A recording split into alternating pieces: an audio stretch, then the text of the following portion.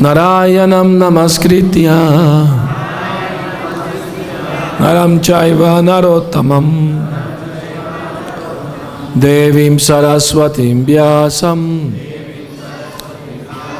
tato jayam mudiraye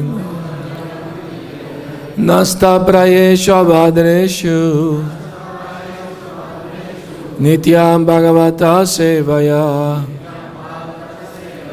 Bhagavati uttama-shloke bhaktir-bhavati naistaki Om namo bhagavate vasudevaya Om namo bhagavate vasudevaya Om namo bhagavate vasudevaya Reading from Srimad Bhagavatam, 9th Canto, Chapter 6, The Downfall of Saubhari Muni. Text 8. Shesham nivedayamasa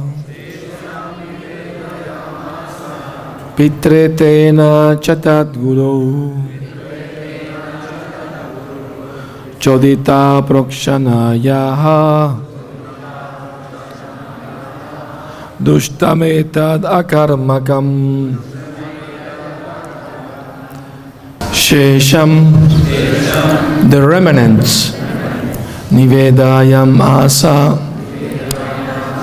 he offered Pitre to his father, Tena by him, Cha also, that Guru, their priest or spiritual master,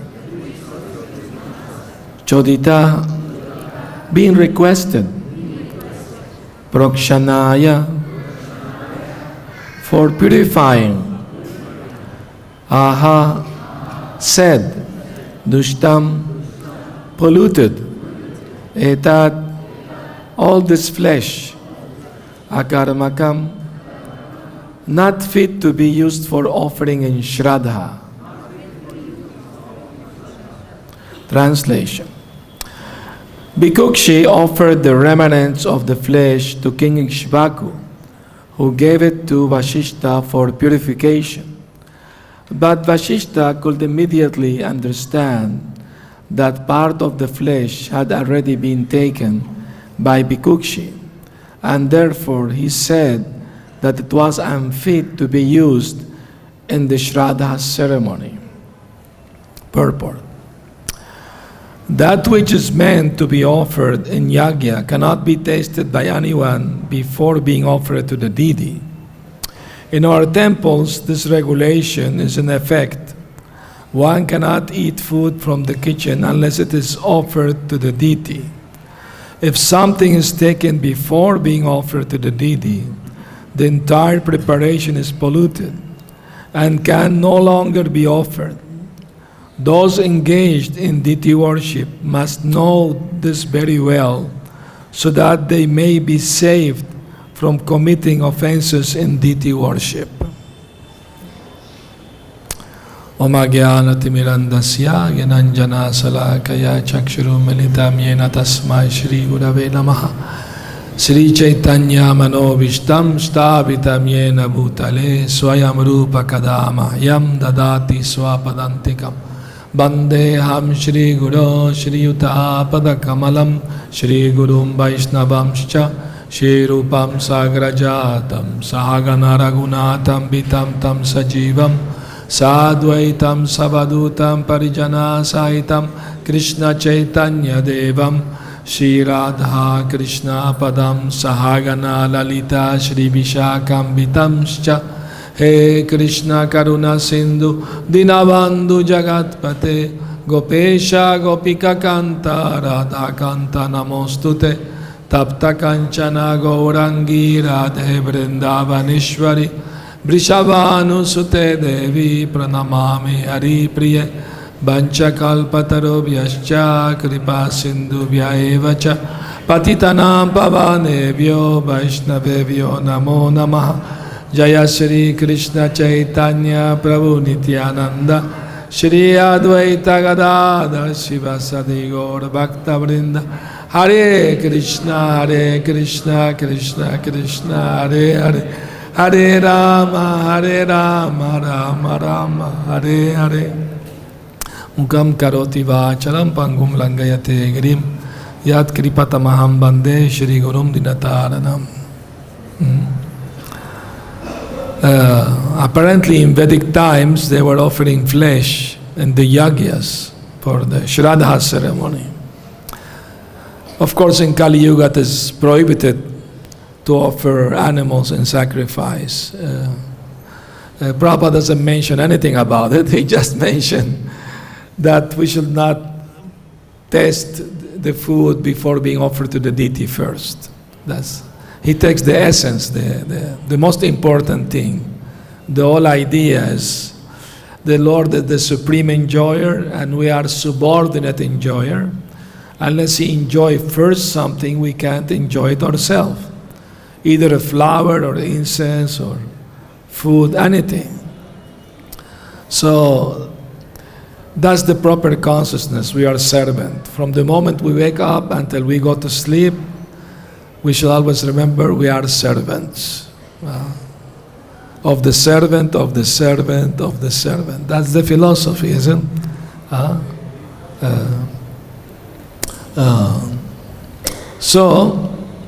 The story here, Bhikukshi,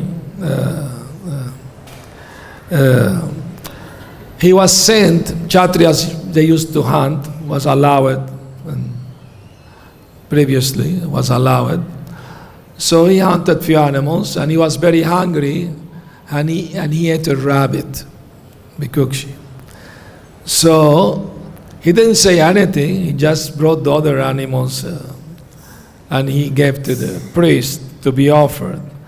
But Vashishta Muni immediately, by his power of perception, he could understand that he already part of the offering he already taken. So he said, can't be offered. He rejected the offering. And because of that, Bhikukshi was banned from the kingdom. Because of this mistake. His own father, the king, asked him to leave. So, of course, he came back later. After his father passed away, he became the king himself. But it's very interesting that sometimes, it's difficult for them to understand why in previous ages they were offering animals and eating the flesh even. Prabhupada was visiting once Indian home, and they were vegetarians, but they used to eat onion and garlic. So Prabhupada told them the story that once in Shraddha ceremony, they offered the meat of a cow. That's horse and cow sacrifice were normal at that time. So this Brahmin took the part of the leg of the cow and he entombed it with the idea that next day he will come and collect. He was ready to eat meat. So next day when he came back to unearth the meat, he saw two plants grow up from there, garlic and onion. So Prabhupada was telling them that to eat onion and garlic, it is as bad as eating cow flesh. Of course, they immediately stopped taking onion and garlic for good. I'm surprised sometimes our own devotees, they buy some something, they don't read the label that has onion, garlic in it. They don't care, but it's something very important to take note that those who are trying to develop the mode of goodness should avoid even those things. It's not fanatical like some devotees think. It's important.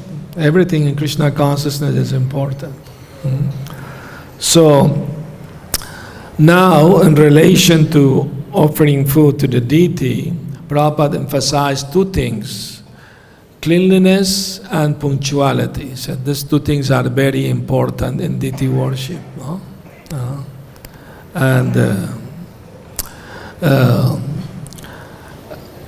But Prabhupada said that amongst devotees, it's not a big fault if you take somebody's prasad. Like once Prabhupada was with devotee, they were taking prasad, and Tamakrishna Maharaj complained to Prabhupada, this devotee stole my gulab jamun. And Prabhupada laughed, he said, he's making spiritual advancement. So, this reminds me of another story that our dear Gadbada Shutakirti Prabhu told us when Prabhupada was flying from Mexico City to Caracas, Venezuela. Shutakirti forgot to bring prasad from the temple because Prabhupada never took any food, even vegetarian or vegan, from the airplane. He always preferred to bring prasad from the temple. So Shutakirti forgot to do that, but fortunately one Indian lady devotee, she offered him, here is prasad for Prabhupada's flight. So as soon as the plane took off, Prabhupada asked, where is the prasad? And Shutakirti asked him, do you want something from the airplane? No, we should have our own prasad. So he unfolded aluminum foil, and inside was muri, puffed rice, Although wasn't much quantity, Prabhupada took only half of that. And he told the devotee, now you can take. So Shutakirti, he shared it with the other devotee next to him, and they were happily eating their Maha Prasad.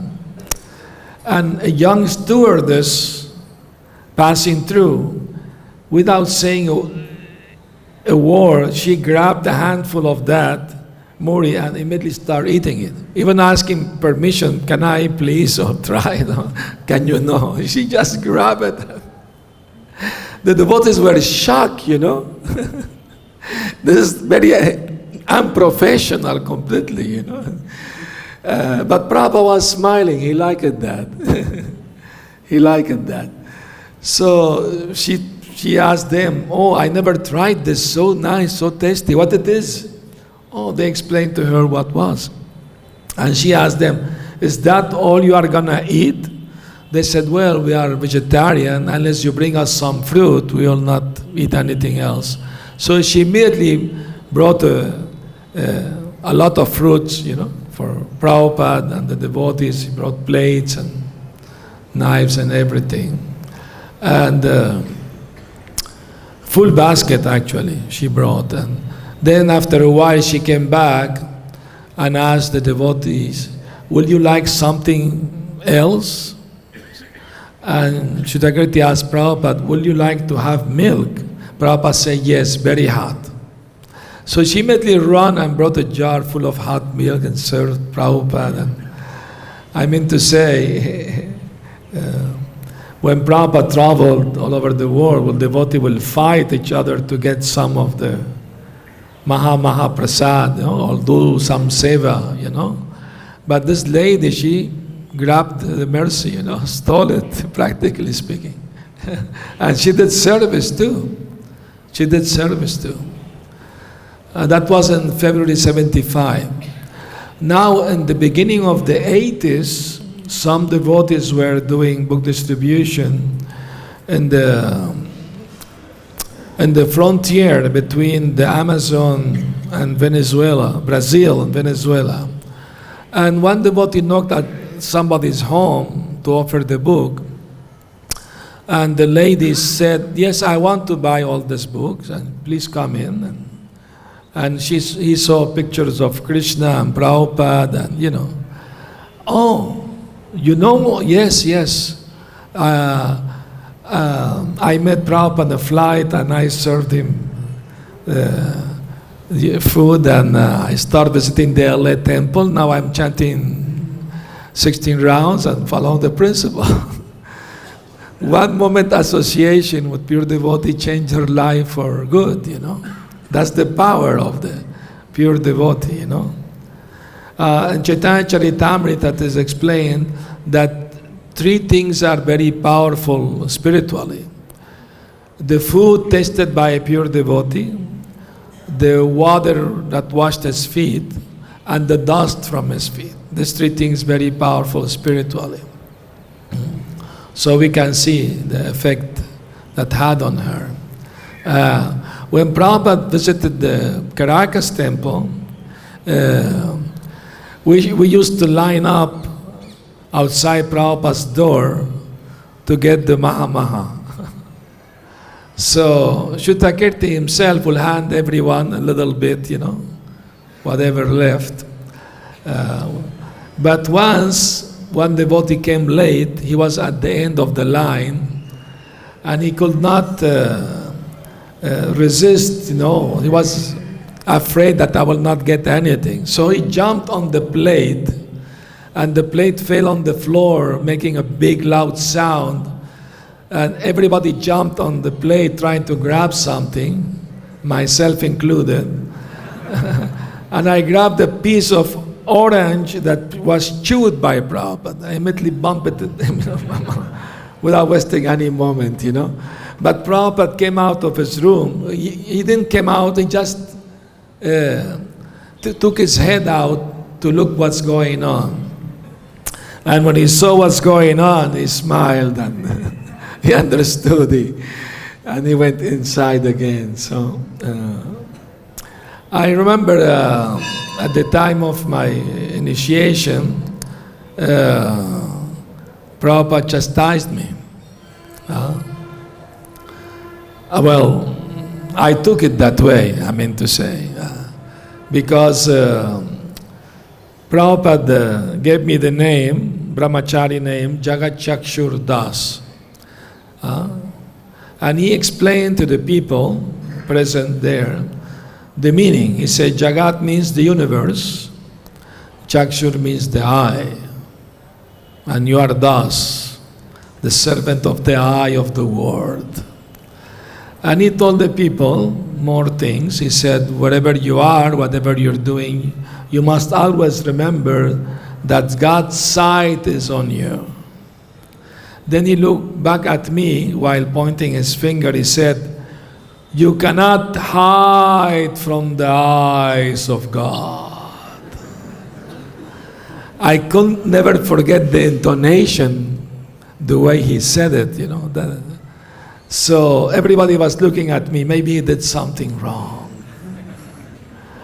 And I felt caught. I was thinking, wow, Prabhupada can read the mind, Because the day before initiation, I went into the kitchen, was dark, nobody was there, and I stole a Mahaburfi and was hiding to eat it, thinking nobody's watching me. Of course, it was Mahaprasad, So when Prabhupada said that, I felt caught, Prabhupada know everything. Anyway, but next day, after the initiation, Prabhupada was giving a Bhagavatam class in the evening, and he asked other devotees to give Bhagavad-Gita in the morning. He switched off, Usually ISKCON we do Bhagavatam morning, but Prabhupada he switched it off while in Caracas.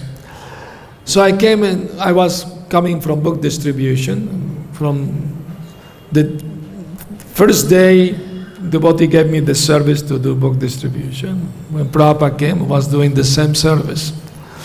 Anyway, I came in the evening and to get ready to hear the class, and I forgot that the temple president asked us not to pass through the temple's garden to go to our ashram rooms, just in case Prabhupada wanted to be in the garden, so we'll not disturb him. We can go some other stairs or something. So I walked down the stairs to the garden, and suddenly Prabhupada was there sitting in a rocking chair. I immediately offered my obeisances. He saw me, of course, and he didn't say anything, but I was frozen there. I didn't know what to do. I thought, oh, maybe I made an offense. I wasn't supposed to come down here. I hope I didn't disturb Prabhupada, but I could not move from there, either to go out or to continue. So Prabhupada ignored me. I didn't have any appointment or anything. But after a few minutes, he saw I was not going anywhere. He just looked at me and did this. He didn't say a word. He just did, "What's up?" So very nervously I said, "Prabhupada, I just came from distributing your books in the city." And Prabhupada softened up a little bit. He said, "Oh, and how Venezuelan people like my books?" Immediately I get encouraged. "Oh yes, Prabhupada, they like your books very much, and they buy them, they come to the temple, become very, very favorable. They ask me for new titles." And Prabhupada moved his head like, "Oh, nice, no?" So he got up from the rocking chair. He was going to his room. He just did his finger like this. I understood to go out behind him. So he entered the room, his room. I entered behind him, and he had a tray with sweets for his guest. So he handed me one of them and said, "Thank you for helping me." And I thought, Prabhupada is telling me, "You don't need to steal the sweet. I gave it to you." So I paid my obeisance very happily and left, So,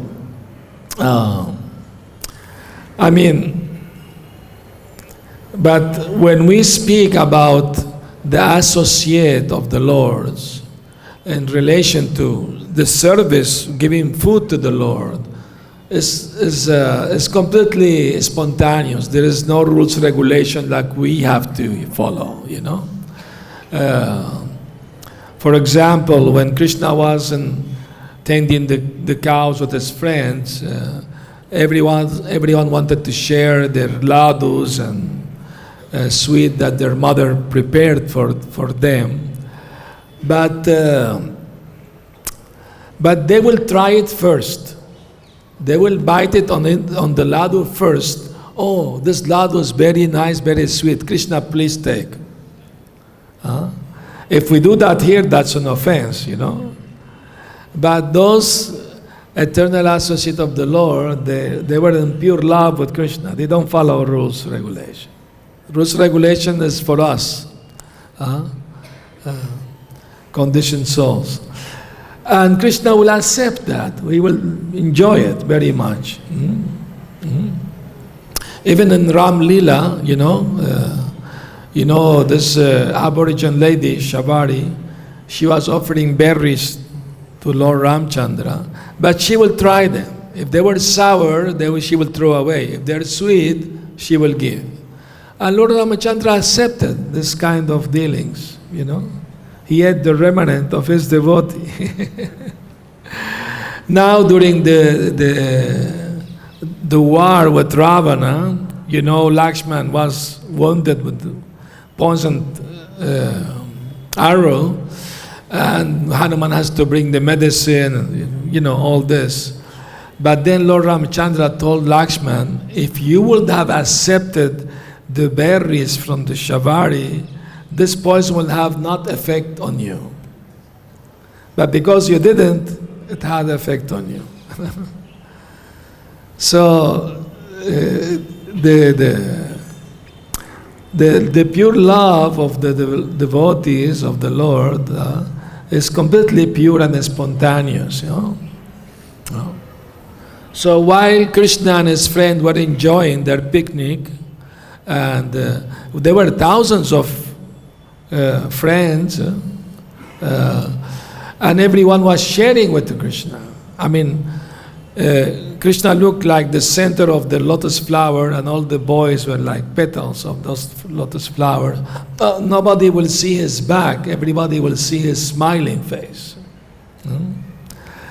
And while they were enjoying like that, some of the calves, searching for fresh new grass, they run away. And suddenly the boys noticed, oh, where are the calves? They were enjoying so much Krishna's company, they didn't notice. So, but they told Krishna, please, Krishna, keep enjoying your food. We will go and bring back the calves. Please wait for us here. Krishna said, that's all right, but don't delay, please. I will be waiting for you. So anyway, they followed the calves, and they found them in a faraway forest. And then that day Kamsa sent a fiery demon to kill Krishna. So this fiery demon, when he saw all the coward boys and calves, thousands of them, he thought, oh, Krishna must be amongst them. So immediately he made a circle of fire around them, so nobody can escape. And the boys, the calves, they were desperate. So they were calling out to Krishna for help. Of course, Krishna appeared in the midst of them immediately, and he calmed them down. Please calm down, calm down. I will protect you. Don't fear. Just close your eyes. Krishna's friend thought maybe he wants to do some mantra, secret mudra or something he doesn't want us to see. But Krishna's intention was to swallow the fire. And he didn't want his friend to see him doing that, because if you see your friend swallowing fire, you get very nervous, very anxious for his well-being. So he didn't want to frighten his friend or disturb them. So that's why he asked them to close their eyes. Not only that, Krishna also taught that in the past they went to Mother Yashoda to tell her that I was eating dirt. And if now they go to tell her I'm eating fire, I will be much trouble. So better they close their eyes. So when they closed their eyes, Krishna swallowed all the fire and asked his friend, okay, now you can open your eyes. When they opened their eyes, they were not in that burnt forest. They were again near the Yamuna, everything nice and green. So the acharyas, they give explanation of the meaning of the past times. The philosophical explanation that the calves represent us, the conditioned souls, and the fresh new grass represent the material enjoyment we came to search in the material world. And the fire represent all the miseries, birth, death, old age, disease, all the problems in the material world. And the calling of the boys and calf represent that we have to call out to Krishna for protection, for shelter. And that calling out, especially in this age of Kali, is Hare Krishna, Krishna Krishna, Hare Hare Rama, Rama Rama, Hare Hare. So many lessons can be attained from the pastimes of the Lord. And I want to share with you a comment by Srila Sanatana Goswami about the Damodarastaka, the first one, the first verse of the Damodarastaka.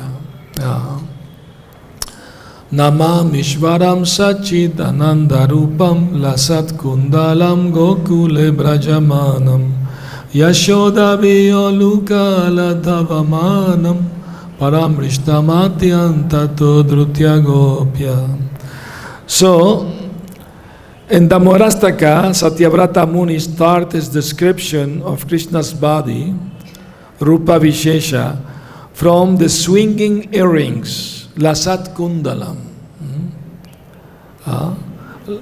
Kundala means earring and Lasat swinging.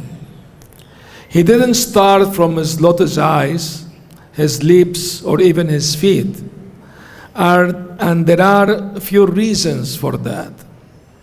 First, Lasat Kundalam, or the swinging earrings, indicates that Krishna is running away from Mother Yashoda.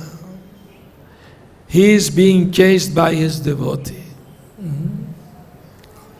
So imply the pastime that the swinging earring means Krishna is running away from Mother Yashoda. So immediately, by hearing about Lasat Kundalam, we are also thinking of Krishna's running away from Mother Yashoda. Two, Krishna is always having his pastimes. He always moves. He's not motionless or static. He's ecstatic. So, Krishna is always active.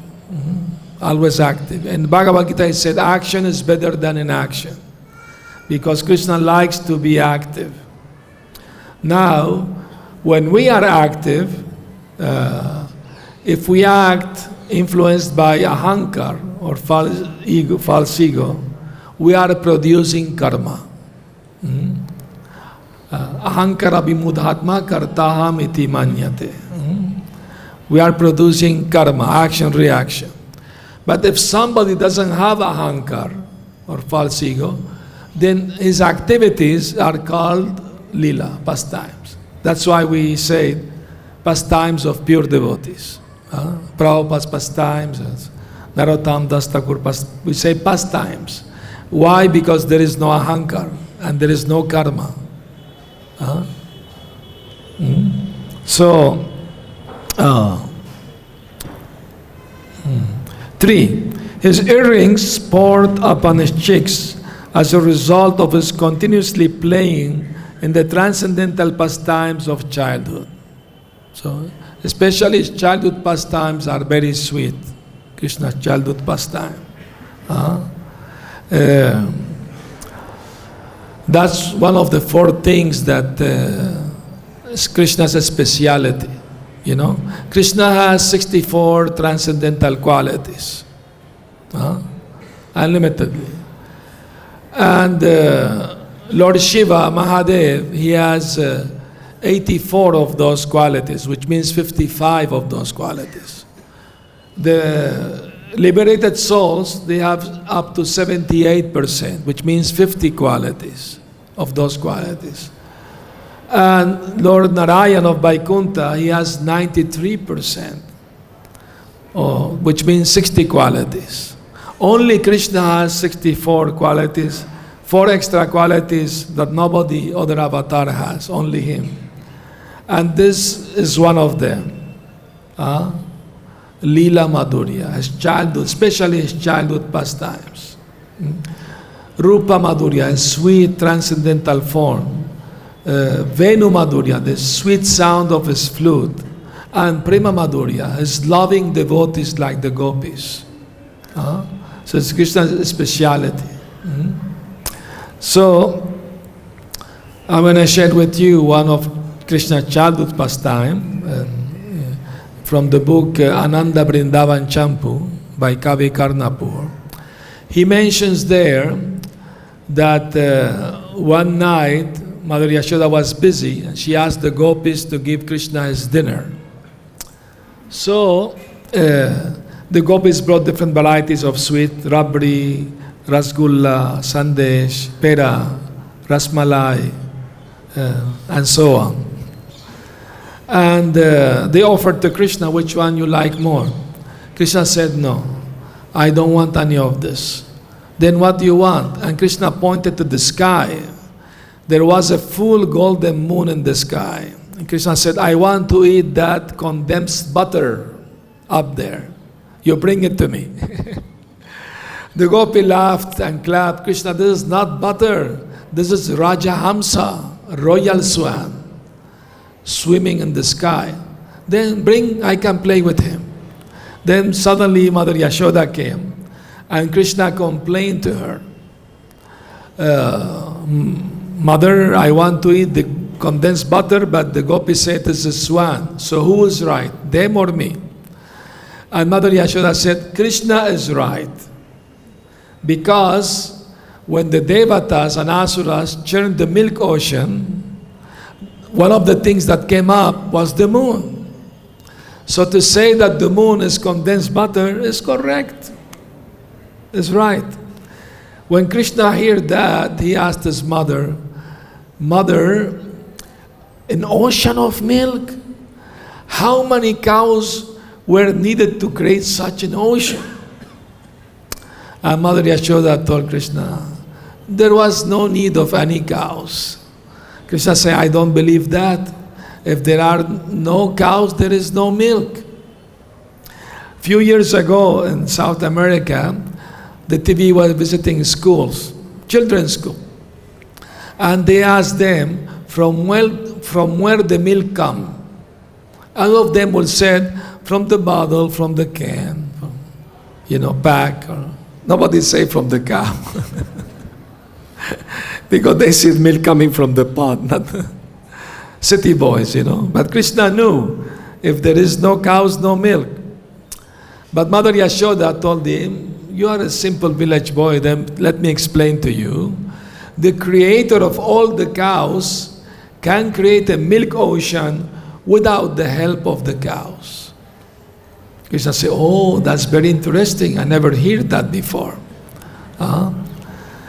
Okay, then let me have the butter. Let me eat it. No. Do you see those black spots on the moon? This is poison. Will harm you. Krishna said, I don't believe that. Scorpions, cobras have poison, but the butter, the condensed butter, no. She said, you're a simple village boy, let me explain to you. When the devatas and asuras start churning the milk ocean, the first thing that came out was a huge wave of poison, which was going to destroy the whole world. And to save the world from destruction, Lord Shiva Mahadev, he took this poison, shrunk it in his palms and drank it without swallowing it. Some drops fell from his hands and touched the moon at the bottom of the milk ocean. That's why the moon has those spots, black spot in it. And some of that poison fell on the shore, and some animals like cobras and spiders and different, kind of snakes, they drank that poison, and that's why they became poisonous. Oh. Krishna said, well, thank you for explaining all these things to me. I didn't know. Now I'm very hungry. Please give me all the sweets. So, it is very important to hear more Krishna Katha, to hear Krishna's pastimes. Srila Bhaktisiddhanta Saraswati Thakur, he said that Krishna's pastimes are the most confidential part of our philosophy. We don't tell newcomers immediately about Krishna Lila. We tell Bhagavad-Gita, we're not the body, we're the soul. First they have to understand the basic. When they get a little more faith, then we can explain about Krishna Lila. It's not easy to understand. Krishna, people misunderstand. Even here, people misunderstand Krishna Lila. They get that as a love between young boy, young girl, and they're enjoying. We also can enjoy. And what's the problem? They don't understand this is completely divine, transcendental, above this world. I was recently preaching to one writer, professor, and trying to explain about Krishna. He said that when Krishna came to this material world, he had a material body, isn't? Otherwise, how can people see him and relate to him? I told him, no. Krishna doesn't need to have a material body to speak or people see him. He can do anything he wants. His body may appear material to people, but his body is never material. It's always spiritual. Because material means he has to get old, get sick and die. So he never has a material body, although it may seem like a material body to the general people who saw Krishna when he was here thousands of years ago. But Krishna wanted to confuse the atheist. You know that. He left the bodies resembling his body, made of material energy, with an arrow in his foot. He did that purposely to confuse the atheist. That's called Maushalya Lila. Devotees don't like to speak much about Maushalya Lila because they prefer to speak about the Lord's pastime when he came here personally blessing all the earth, planet, all the universe. But it's a fact, there is such pastimes, and it's good to know about it, you know. Krishna is wonderful and full of transcendental qualities, and he can do anything possible. Once a man asked Prabhupada, can God do anything and everything? Prabhupada said yes. The man said, then can he create such a big, huge rock that even himself can lift it? Prabhupada said yes, he can create such a rock. And after creating it, he can lift it if he wants to. So all apparent contradiction harmonize in Krishna. Like once I was giving a lecture in Mexico, the temple, and one guest, he asked the question, rather a comment, he made a comment. He said, well, you are saying that God is unlimited and we are limited. I say, yes. He said, then, if that is so, what are we doing here wasting our time? Because if we can understand God, then he stopped being unlimited. I told him, sound logical from your point of view, but from our point of view, if God can't reveal himself to those who are limited, he also stopped being unlimited. He said, oh, that's good logic too. In the sense that God has the power to reveal himself. But he doesn't reveal himself to anyone and everyone. One has to become qualified. One has to become a pure devotee.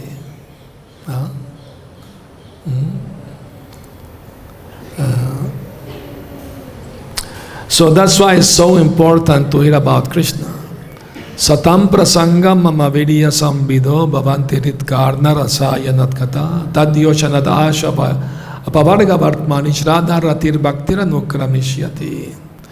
That just hearing about Krishna Katha is very pleasing to the ear and to the heart, and diminish our material miseries.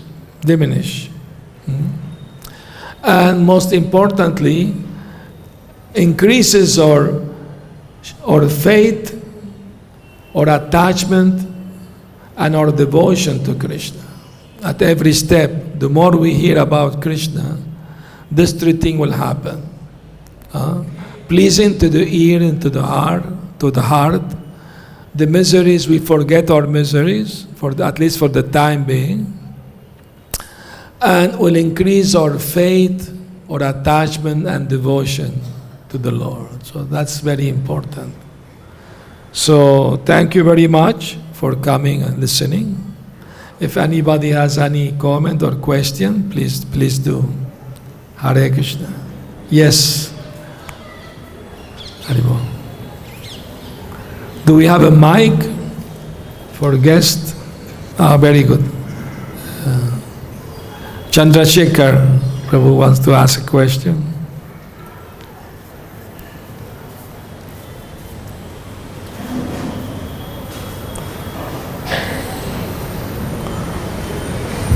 Hare Krishna, thank you, Maharaj.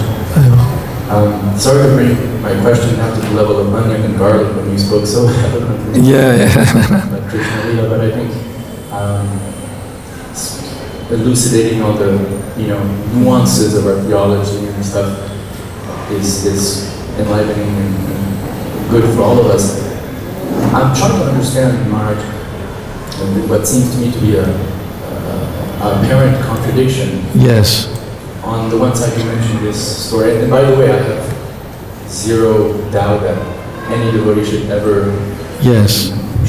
Who should not eat onions and garlic. That's clear to me.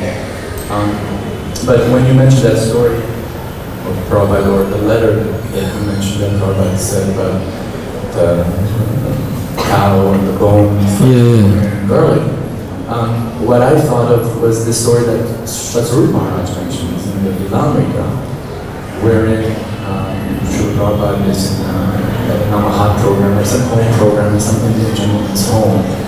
And according to Satsuru Maharaj's take on it, one disciple of Prabhupada says, Prabhupada, there's onion in the food. And Prabhupada, knowing that there was onion or garlic, in order not to offend the guest, said, no, there's no onion, right? It's there, the denominator. And the devotee went, there is, Prabhupada, there is. And Prabhupada said, no, there is no onion. And so they continued eating. Okay. Now, Maharaj, we hear from the Lilamrita also that Prabhupada never ate meat, ever. And in fact, when he was a child, we hear when he had this typhoid. Yeah, we know this, the chicken soup, we know. He physically would reject the chicken soup. So I highly doubt that if the guests had offered him meat, he would have eaten the meat. Of course not. I see him sort of closing a blind eye on onion and garlic. So therefore my question is, how do we understand this? Okay. That onion and garlic is exactly And as meat. I would like to ask His Holiness Jayadvaita Maharaj if you know anything about Prabhupada ever taking onion or garlic just to favor the guest or something.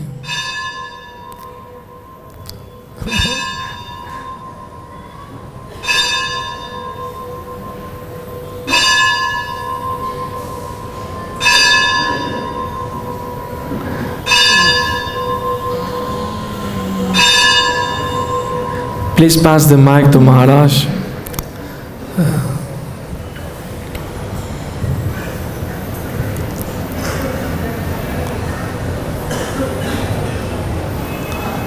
I've heard the story. I'm not clear in my memory whether it was onions and garlic or it was mushrooms. Maybe someone who did onions and garlic. Okay. You remember that it was onions and garlic, so it may have been. In that case, Latin proverb comes to mind. Don't make it go eat, don't make it go. The meaning is that what's legal for the king of the gods is not legal for the cow. In other words, rank has its privileges, or when you're a Paramahansa, you can do as you see fit. It's not a license. Prabhupada, even it's famous that Prabhupada told Harikesh Maharaj that sending him to Russia, that there nothing to eat it. there. Then eat meat. Then eat meat. But that's not a license that, all right, now it's like 7 up, you can all go and have meat or onions or garlic. Prabhupada was sanctioning meat. So under some circumstances, under some circumstances, Prabhupada may address things. But it's not a license for us to address really. Very good, thank you, Maharaj. So that means exception. Like for example, Prabhupada said that we should not eat food cooked by non-devotees, isn't? That's the general rule. But sometime Prabhupada was traveling in India by train, he will ask devotee to buy some samosa from the train stand, and he asked one lady to offer them. And she was going to put all pictures to offer. Prabhupada said, no, you can't do it in front of everyone. Offer in your mind. So time, place, circumstance. He may have done this once, but it's not the rule, it's the exemption. And we should not take that as a license for us to do it. Better be on the safe side. It's much better. Yes, bro. Hare Krishna. In regards to this situation, when we first came to India in 1970, we would receive invitations to eat at so many different residences. And at one location, this woman was very persistent in trying to get, she was not a wealthy person, but she was insistent that Sri Bhagavad came, and so he rejected her offer many, many times. And he emphasized to her that we don't eat onions and garlic. We don't eat onions and garlic. You have to understand that point very clearly. And she says, yes, I understand. So when we arrived at the lady's home and they began to serve the food, immediately everyone noticed that it was full of onions and garlic. And Sri Prabhupada looked at what was being offered and he said, I will not eat this. And so, in order not to 100% offend the lady, he says, but my disciples will eat for me. So, Hare Krishna. and of course, most of us, in fact, every one of us, we also did not eat.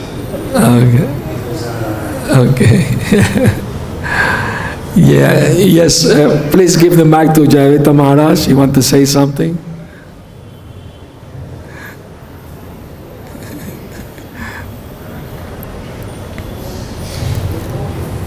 Not to prove anything, but just it came to mind that I believe in Los Angeles, but perhaps somewhere else, some young lady disciple made some cookies for Prabhupada in the shape of animals. And they offered Prabhupada a little cookie in the shape of a cow. And Prabhupada was offended. You expect me to be cow? You're offering your spiritual master a cow? It's cookie. You reject it. Yeah, I remember that pastime. Very nice. I mean,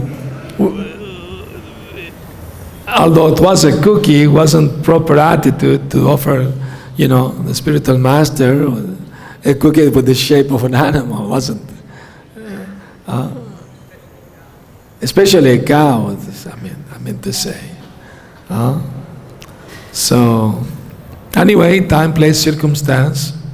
We should know how to adjust according to circumstances.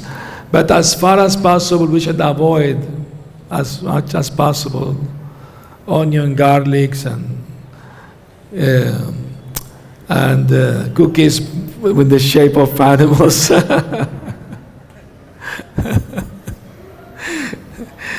All right. Thank you very much. Srila Prabhupada ki jai. Gaur Premanandi.